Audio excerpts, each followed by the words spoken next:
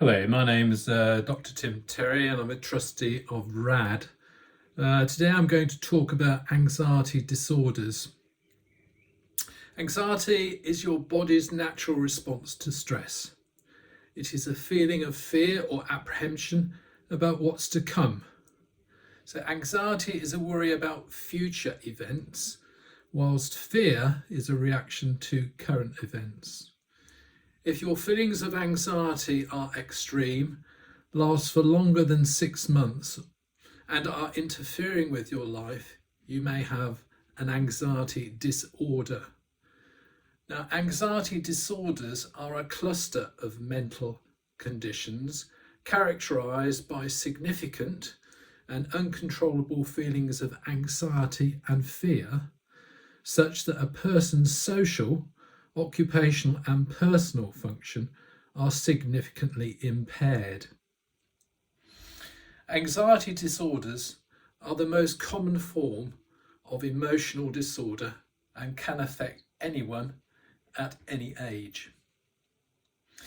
Types of anxiety disorders include panic disorder, phobias, obsessive compulsive disorder, separation anxiety disorder, post-traumatic stress disorder, and social anxiety disorder.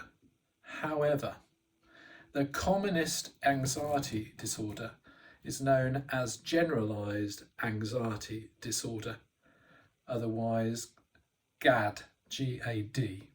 It affects 5% of the adult population, largely between the ages of 35 to 59. Women are more likely than men to be diagnosed with GAD. GAD is anxiety that's overly intense or occurs in situations where anxiety typically wouldn't be present. It's anxiety that's above and beyond the expected emotional response. Symptoms of GAD include increased heart rate, rapid breathing, restlessness, difficulty concentrating, and trouble sleeping. GAD is diagnosed by first excluding physical conditions through history, physical examination, and sometimes blood tests.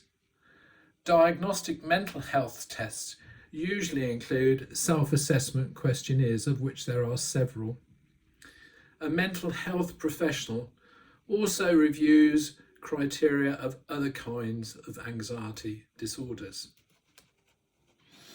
Treatment of GAD may include psychotherapy, such as CBT, which can teach people how to restructure thoughts, behaviours, and reactions to reduce anxiety responses. Medications which may be prescribed are anti-anxiety medication, antidepressants, and beta blockers.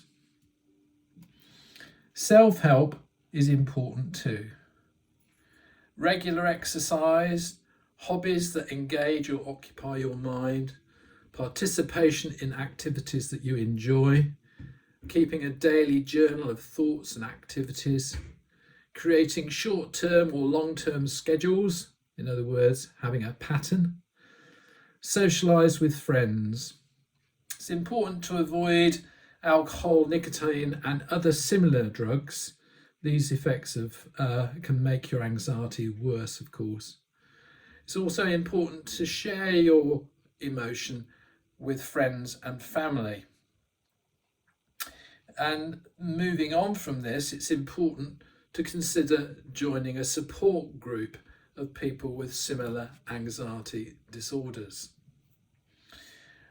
One such support group is the charity Recovery Assistant Dogs, or RAD, which is based in the East Midlands and which trains dogs to support their owners with GAD and other anxiety disorders.